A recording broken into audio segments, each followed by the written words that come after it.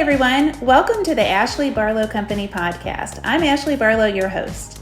If you are a parent, a teacher, or someone who works at a school, or you're a community member, a volunteer, or a staff member at an organization that supports people with special education plans, a coach, a tutor, or even a grandparent, you're in the right place.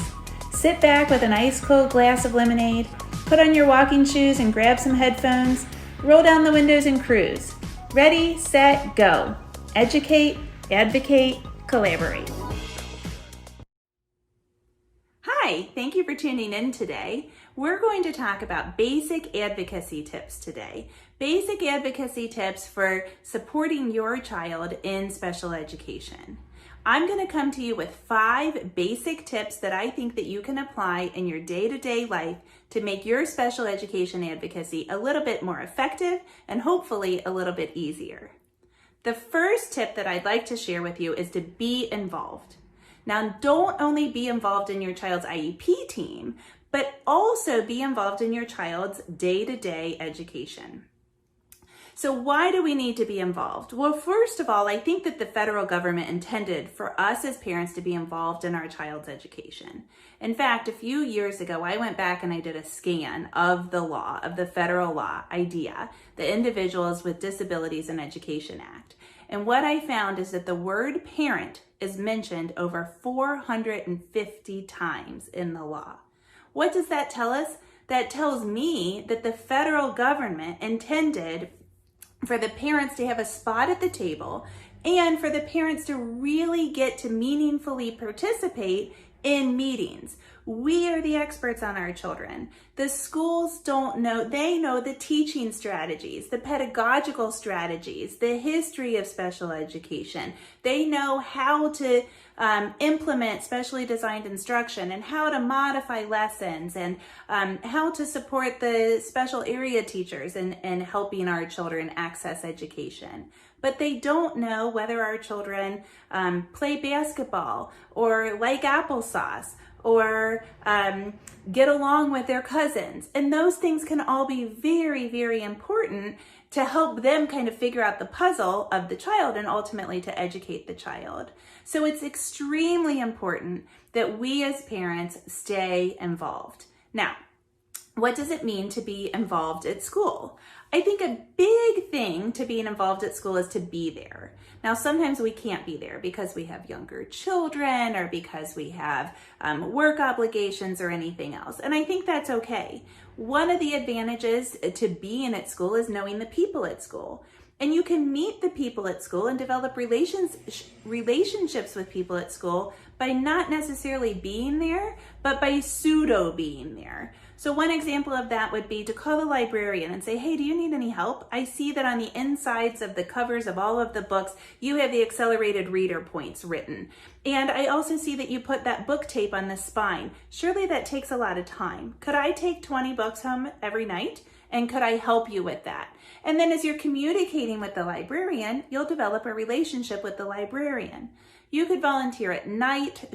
Certainly there are festivals, there might be math night, there might be an extracurricular that you could coach or somehow get involved in. All of those things are going to give you more insight into how things go at school. If you can get to school during the school day, the things that you're going to get to observe are not only your child's education, whether or not your child, is getting 100% on the spelling test, but you're also going to get to see some cultural things like where your child sits in the room or how your child is behaving at lunch, who your child's friends are at school, those kinds of things. That provides really, really valuable information as you're planning and implementing the IEP as a parent that's part of the team. Another really important way to get involved at school is by looking at your child's work. Look at that homework that comes home every day. Look at communication that comes home from the teacher. Look at the daily work, not only the progress data that you get from the special education teacher, but kind of look to see what your child's doing.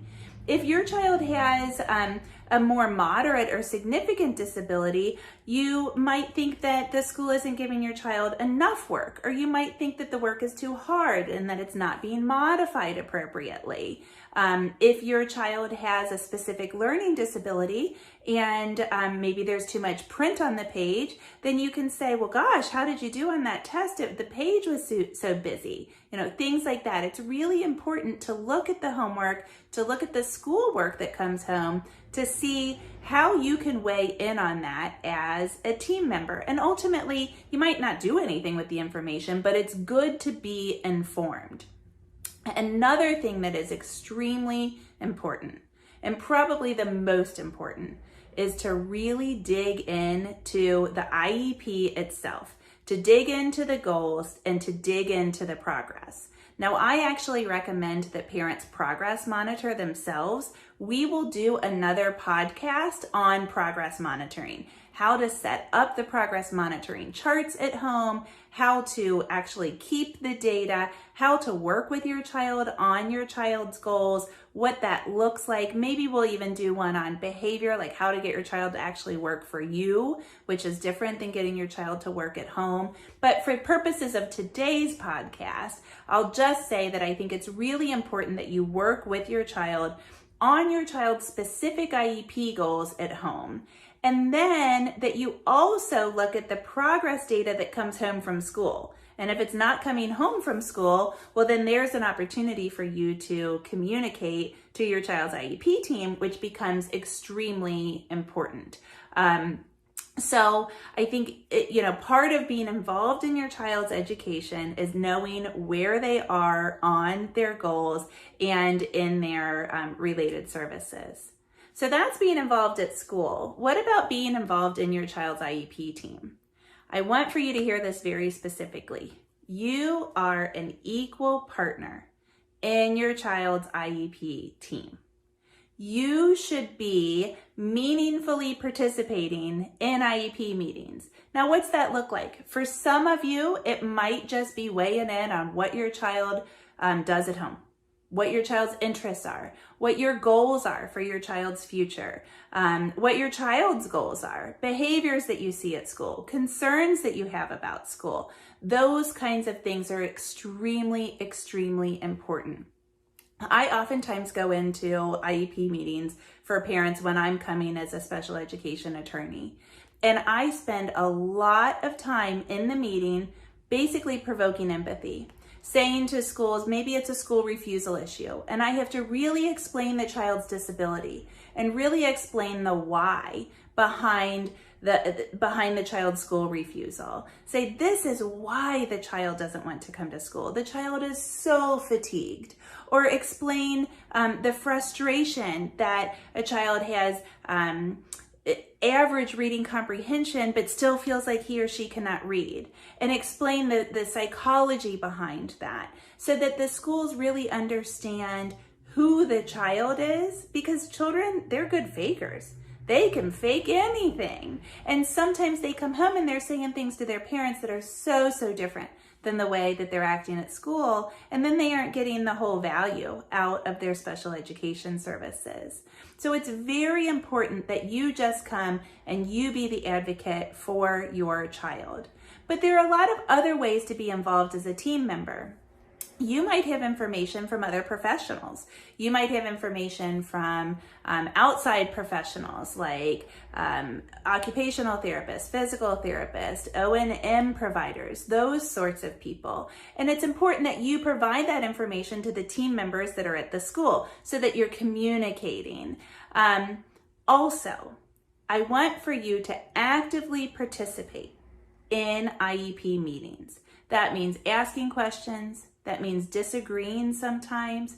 That means asking if you don't understand something.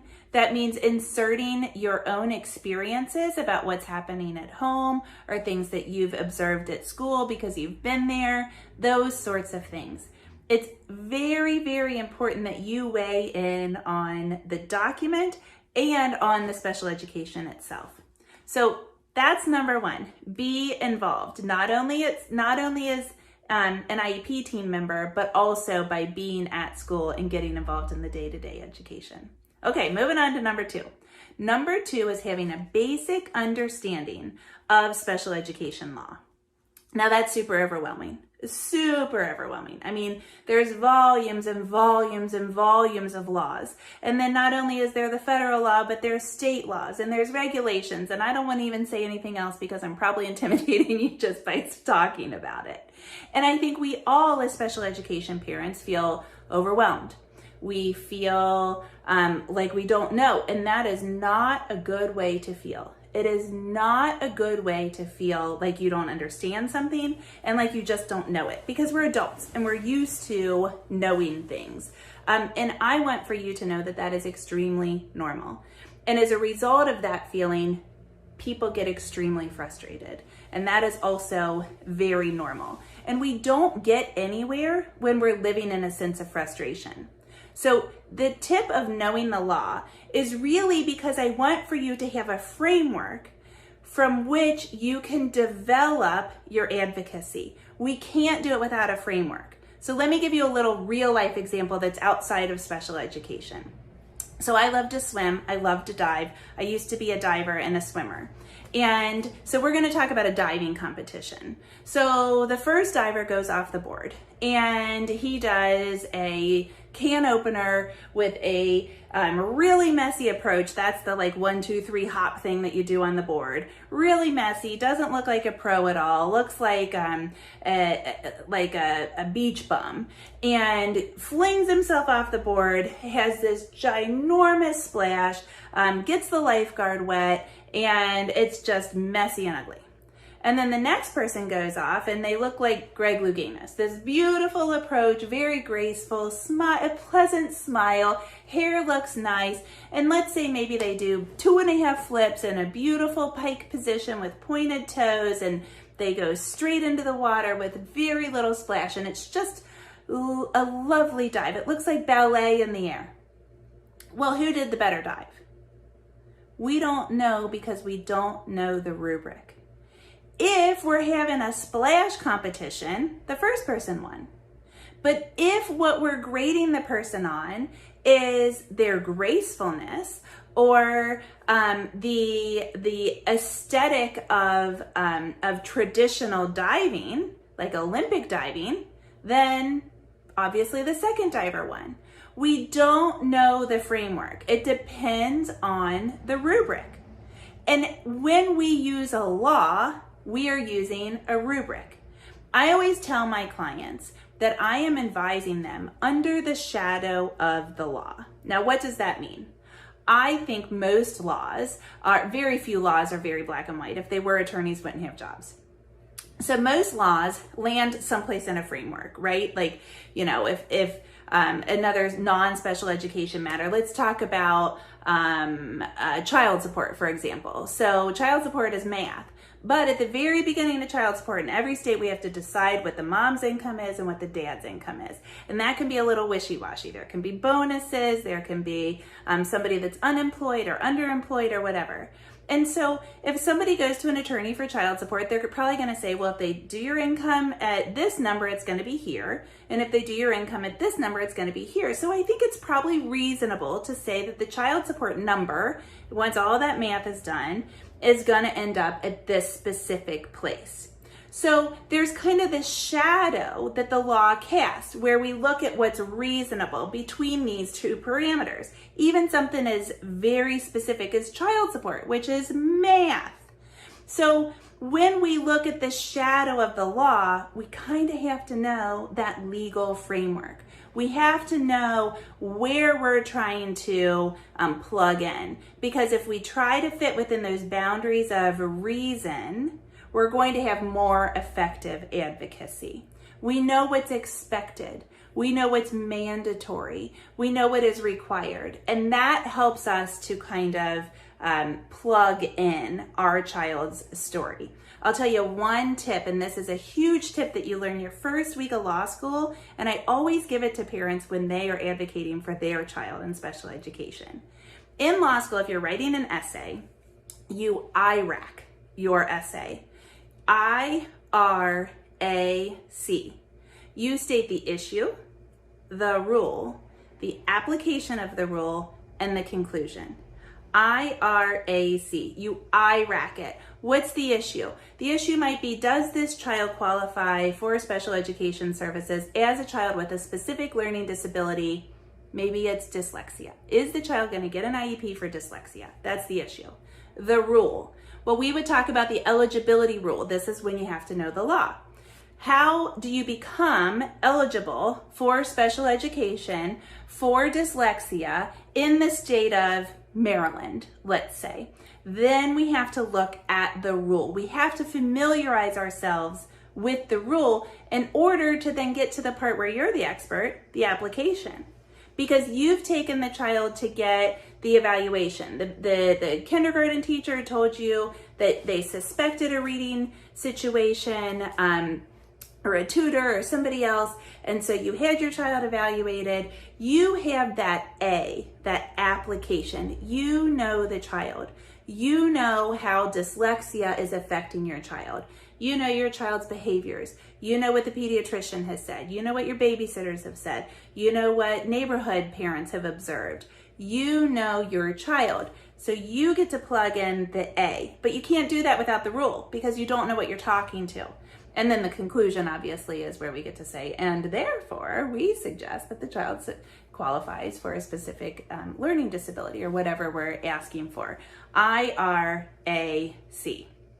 Now, I'm going to give you a lot of different legal frameworks if you continue to follow along. So that's a great tip if you are just craving information.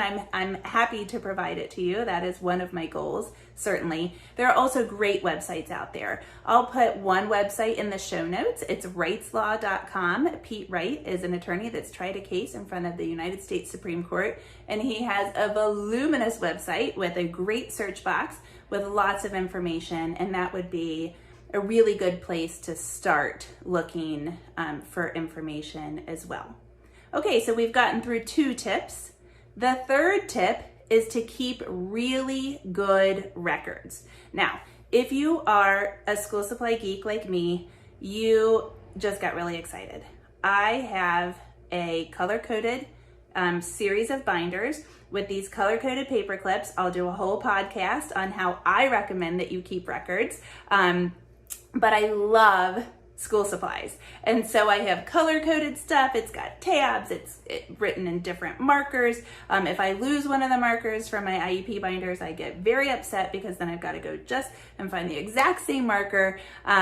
So this makes me really excited. For a lot of you, you're like, oh no, how am I going to keep all of the records? And that's okay. It is okay to feel overwhelmed by it. And it's okay to do a not so good job. But the key to this is that it is going to help you with your advocacy because you're always prepared. And that's the key, being prepared. An attorney told me, one of my mentors many, many years ago, that the best way to stay out of court is to always prepare like you're going to court.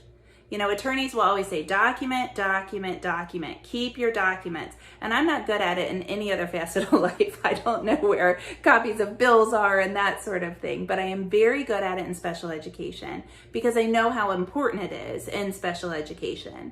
So what I recommend that you do is that you keep a copy of every document that you get. So the big ones, the actual IEP and the minutes from the IEP meeting, like some people call it a PRO1 or a prior written notice document, a conference summary, those things where they summarize what you talked about in the IEP meeting. I would keep those. So the actual IEP, the minutes from the meeting, evaluation reports, obviously you want to keep. If you ever need an attorney or an advocate, the first thing they're going to say is, well, bring me a copy of the current IEP and the last evaluation report. That's what I always want when somebody comes in first. But you also want the other formal documents, the eligibility forms, the progress monitoring sheets, which are extremely, extremely important, test scores, from state standardized tests, or even some of the commercialized reading and math, just kind of benchmarking tests like STAR, those kinds of things. All of that is important to keep because it all fits in as the puzzle to who the child is, how the child's performing, what the child needs in special education. It's all a puzzle, and we need all of that information. Then in addition to that, I would keep emails and correspondence to and from school. Now, some people keep like every note that comes home every single day. If you're lucky enough to get the notes home every day, some people keep those. I don't keep every single one of those, and I don't know that that's necessary, but I do think it's helpful to keep ones that show a pattern. So if you've got a pattern of behaviors on gym days, or behaviors when you're sitting next to a certain person, or bad data if it's taken on Friday, then start keeping every Friday's report, because then you're looking at a pattern. Now, what's important to know is that patterns will reemerge. And so if you notice a pattern of bad data on Fridays, and you start keeping all of the notes from Fridays because you want to be able to document that bad data happens on Fridays, well, that might stop happening. And you might have to go another 2 years before it starts happening again. And you're gonna search and search and search and be like, where's my thing on bad data on Fridays? I can't find it. So make sure you label stuff, because life happens and we forget what happened, and we forget if it was 3rd grade or 4th grade when we were having bad data on Fridays, and then all of a sudden we can't find the information. So I have notes all through mine like, this was the year that this happened, or this was the year that that happened, or don't read this, it'll make you sad. Those kinds of things. So as you're keeping records, make sure that you're organized and that you are kind of telling yourself why you've kept something specific. I also recommend that you keep your notes. Your notes from meetings, any notes that you've got questions on. So you might take a document and call an expert that's outside of the school, like a physical therapist, and you might just write like the name of a different test that you want the child to take or something like that. I recommend that you keep that, because you never know what you'll remember down the line, and you also never know why you might need information. And then finally, something that a lot of people don't keep that I recommend you keep with your special education documentation is student work. And the reason that I think that you should keep student work is because it shows where you are with your present levels in real life. So, we can read all the data we want, but does it really tell us about the child? Well, it should. But if we can watch a child's handwriting progress, or if we can watch the errors in a reading passage, or if we can watch even a video of the child's speech, that kind of stuff, we're going to have a better picture because we're going to get to experience it with our own eyes, not just some kind of graph or percentage of data, that sort of thing. So I think it's really important to keep student work as well. Now, why are you keeping this? As I said, the best way to stay out of court is to prepare as though you're going to court in the first place. It might not be court though. It might just be looking at the end game. If you are super concerned about your child's transition to adulthood, and you've talked about it even in 3rd grade, then you might at some point need to prove that you've been talking about it since 3rd grade. Stuff like that. And it might not be super conflictual. You might need to just remember something. I don't know when we hit that evaluation. I don't know when he got diagnosed. It could become important for future eligibility. You're keeping the documentation because you might need it in the future. And that's the primary reason. So that's number 3. Keep good records. Let's move on to number 4, which is to see yourself as a team member. Now, this is something that is probably maybe the most overwhelming of all, because you probably don't have a degree in special education, and you probably are not a school principal, and you probably are not a psychologist. And I always tease that I'm the parent of a child that has Down syndrome, and so my child has a speech and language impairment, receptive and expressive, and he has a cognitive impairment, and he has outside. He doesn't get it at school anymore, but he has PT and he has OT and he has ADHD as well. So we have behaviors. And, I always tease I'm like a part-time audiologist when I'm really not, but he's got a hearing impairment. And so I know a lot about audiology, the things they make you learn. But that's overwhelming.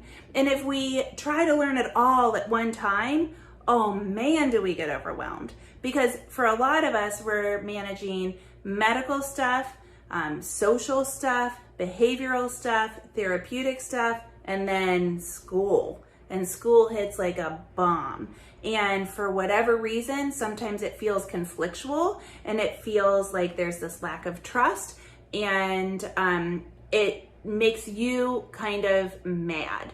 And I understand that.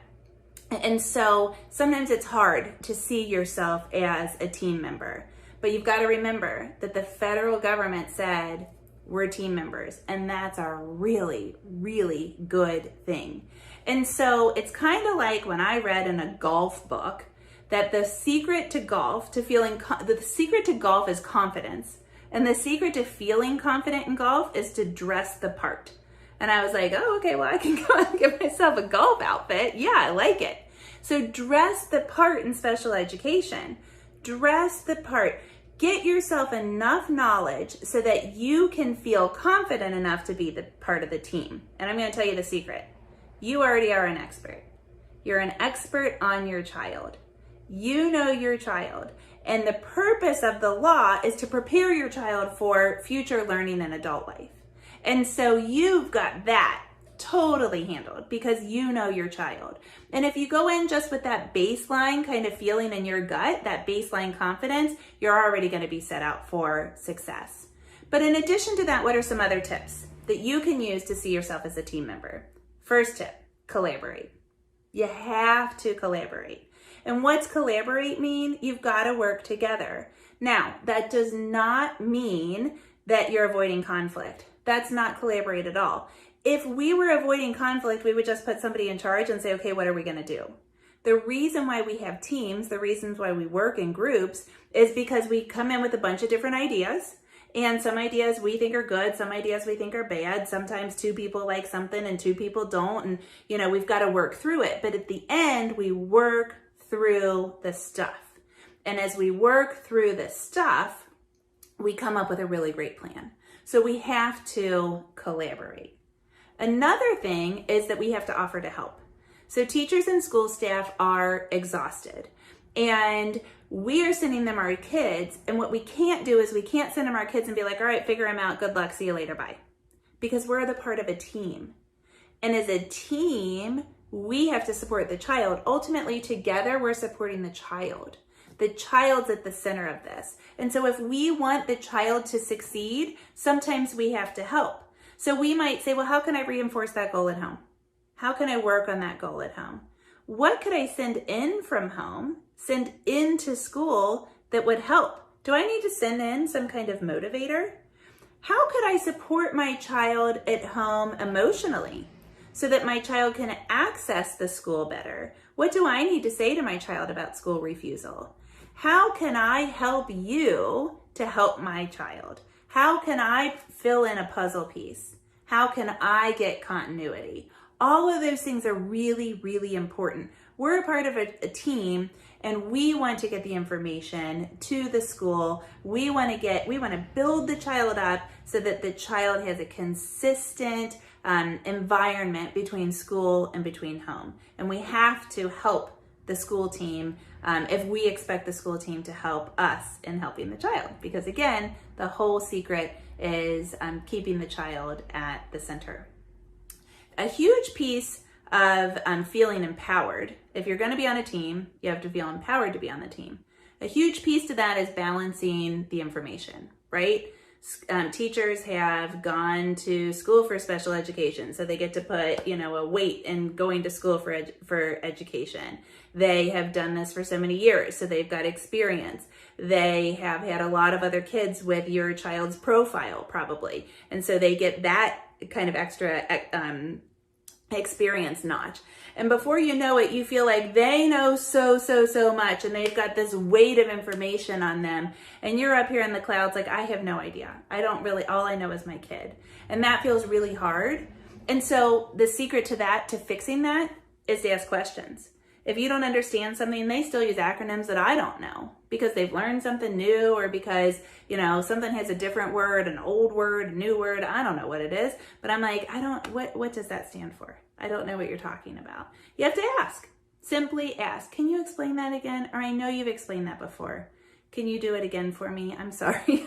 No. And you ask those questions so that you can become empowered.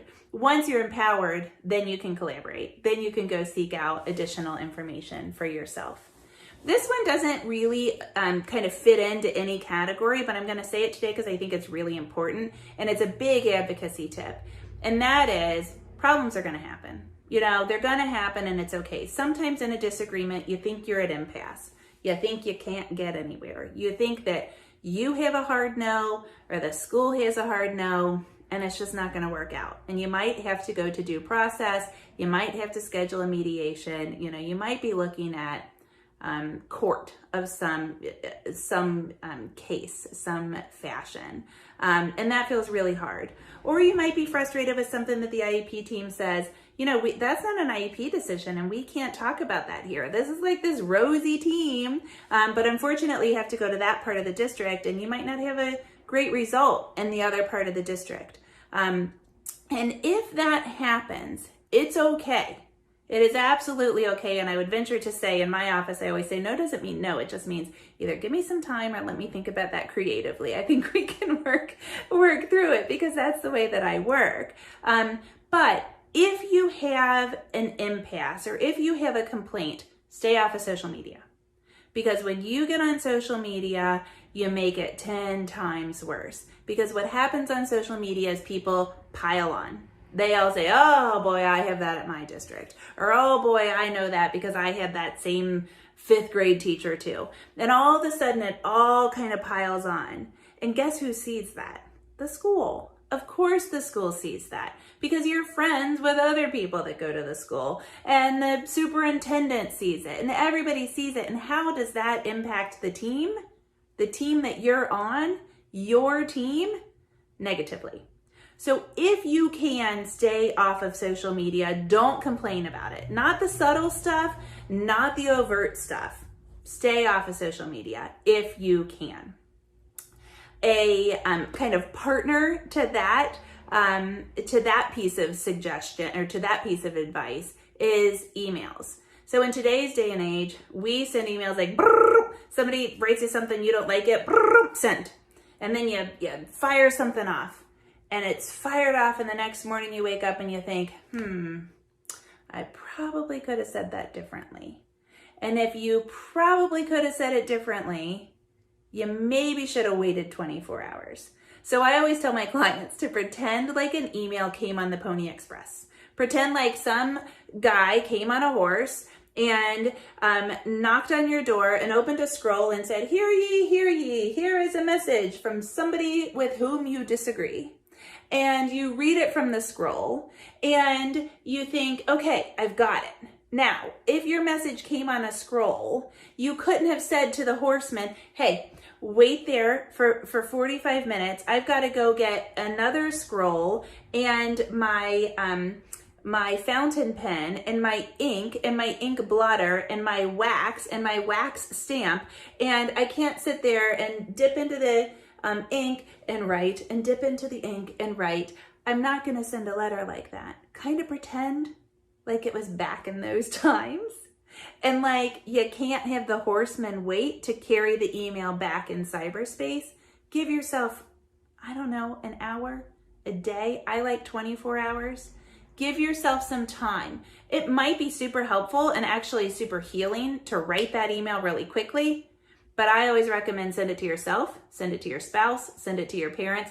Don't even put the school person in the to box because you might accidentally hit send, and give it some time so that you really can be strategic in your response to an email or in your, question if you're the one that's starting the conversation. Okay, so that's number 4. See yourself as a team member and be a team member throughout the entire process. The number 5, if I could give you one tip about special education, it's number 5. So if you have kind of tuned out, if you're taking your walk and you see a neighbor and you're talking to a neighbor, hit pause and wait until you can concentrate on this last tip. Okay, here's number 5. Communicate, communicate, communicate. Listen, you know your child. The school, if they've been there a while, they probably know your child pretty well, but they don't know what you did in the summer. They don't know what you did on the weekend. They don't know what the doctor said. They aren't doing all those rounds.